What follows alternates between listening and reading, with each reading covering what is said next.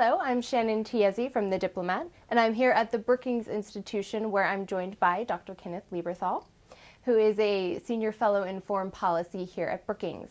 Dr. Lieberthal is joining us today to look back at the two sessions that recently occurred in China, which roundly summed up the past year of accomplishments for President Xi Jinping and Premier Keqiang, as well as setting goals for 2014. Thanks for joining us. My pleasure. Dr. Lieberthal, a year ago, when Xi and Li first came to power, you said that their policy objectives were fairly obvious. Most people know what needs to be done. The question is, do they have the political capacity to make those changes? After a year, what's your general sense on whether or not they do have that political capacity? Well, I think what they've demonstrated over the past year is they certainly have the political will to do this.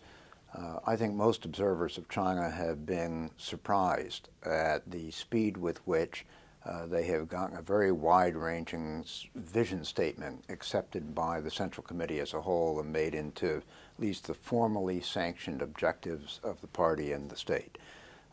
They have made some organizational changes in order to make decision-making more decisive and more reform-focused at the top of the system. The issue, as always, with a continental-sized country is implementation, and this is going to be very difficult. There is not a clear sense yet of operational priorities. What will come first, what will come second, what will come third? How will they react to particular setbacks? And things are not fully coordinated in the sense that they, on the one hand, want to maintain employment at a high level. They want to improve the environment.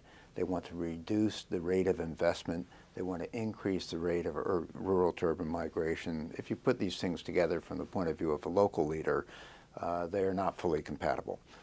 So this is complicated, but I'd say on balance, they have moved ahead in at least getting things going and giving a sense of where they want to end up. That is more dynamic and more wide-ranging than I think most had felt they would as of 12 months ago.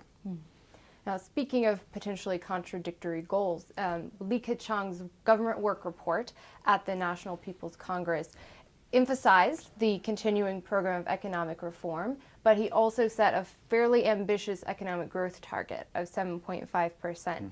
There's some debate over whether that's a soft target or a hard target.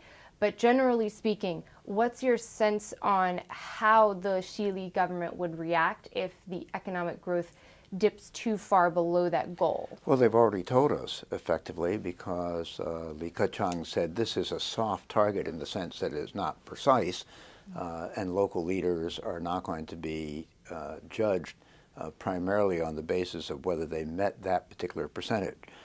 Having said that, he said that if unemployment grows too high, if discontent rises because of lack of opportunity, if effectively China suffers the consequences of the growth rate being too low, they will move to increasing investment in order to boost that growth rate up to where they have the job numbers and that kind of thing that they think are necessary for stability and for the political capital to continue to move forward.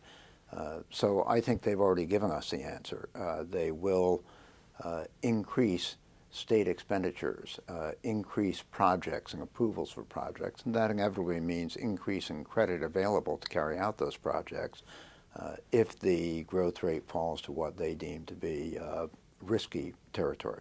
And another major priority for Beijing right now is trying to combat China's environmental problems, especially the smog we've been seeing.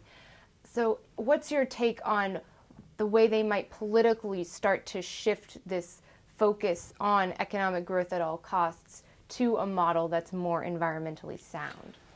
Well, air pollution especially has become a huge issue in many of the major Chinese cities, most notably Beijing, Shanghai, the lower Yangtze area, Tianjin, and so forth. If you read the numbers on particulate pollution, and those numbers are more readily available for more cities now, even to Chinese residents, you find the numbers are absolutely startling, and studies are showing major health impacts, and that people are extremely upset about this. So they've decided they're going to put a major focus on it. The problem here, the advantage of this system is that they can direct a lot of resources to addressing a problem if they give it high priority, and this will get high priority. The disadvantage of the system is that it can be very difficult to get cooperation across localities. It can be very difficult to get the right incentives to fairly measure the performance of local officials as they tackle this problem. And so that there is a tendency to end up saying, well, we tackled this because we have shut down X number of polluting plants, we have installed Y number of air filters, and so on down the line, without sufficient rewards or disincentives for not using those things efficiently, not keeping them in good repair, but rather saving money once you've installed something by not necessarily fully operating it effectively. So it's, this is a tough set of issues, but there's no question that they're going to be focusing a lot more attention and a lot more resources on it. On the subject of more general political reform, Xi Jinping especially has made an anti-corruption drive really a signature of his first year in office. What's your take on this? Do you think that this can truly be effective without wider political reforms that are going to increase government transparency? I think it's going to be very difficult to sustain this without, and make it effective over the longer run, without other reforms that not only increase transparency, but take some of the investigation and adjudication element outside of the Communist Party itself, which is effectively what Xi has done, is to strengthen the specialized bureaucracy within the party that tries to ferret out corruption and other types of indiscipline and adjudicate punishments. There is some talk about improving the independence of the court system, but that's improving the independence of the court system, as far as I can see, from interference by local level leaders, but not from political interference overall. It just becomes more of a vertical effort. And so I think this is going to be hard to sustain. There's a long history in China of anti-corruption surges. This goes back to the Maoist era. And they tend to produce dramatic results in the short term, very visible reduction in at least the outward signs of corruption. But after a while are no longer sustainable. You have to take off the pressure to pursue other goals more fully. And then people also find a lot of ways to devise means to cover up illicit activities and so forth. This is just a tough problem. So let's move on to a little bit of foreign policy. That's always of great interest to our readers. We saw some mixed signals coming from the National People's Congress. You had officials such as Foreign Minister Wang Yi and Xi Jinping himself making statements about how China will never compromise on issues of sovereignty.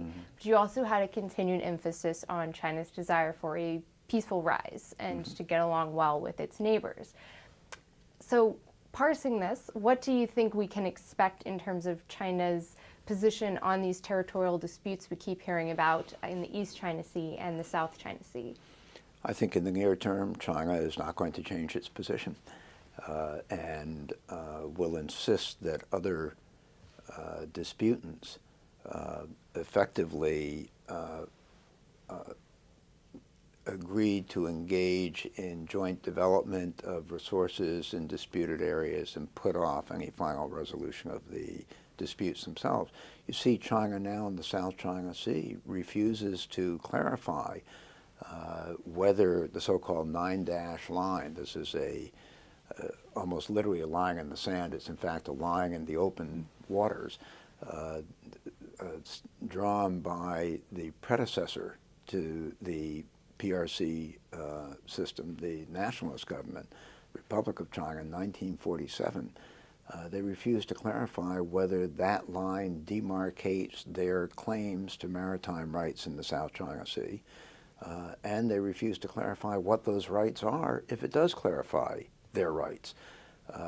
It also refuses to clarify what are the coordinates of the 9-dash line, which is a series of very broad dashes on a map. You can't figure out with any precision exactly where they are, when you would have crossed that line. So I don't think that's an indication that Beijing is prepared to reach any kind of final settlements at this point. One other thing came out at the National People's Congress and in related statements by Xi Jinping and others, and that is that there's an articulation of a different way of putting something, which is say, we want a peaceful rise. How do you assure a peaceful rise? Peace through strength. Peace by having a strong enough military capability so that others will not see you as so weak that they will miscalculate and potentially trip into conflict. Now, frankly, that's a view that the U.S. has long had. Right? We have long said that unless we have the strongest capabilities of any of the parties in a potential dispute, it puts peace at risk. Well, the Chinese are now very recently effectively arguing a similar kind of line. We obviously don't agree with them on their application of that, but it does mark a change, and to my mind it's a change that warrants some attention.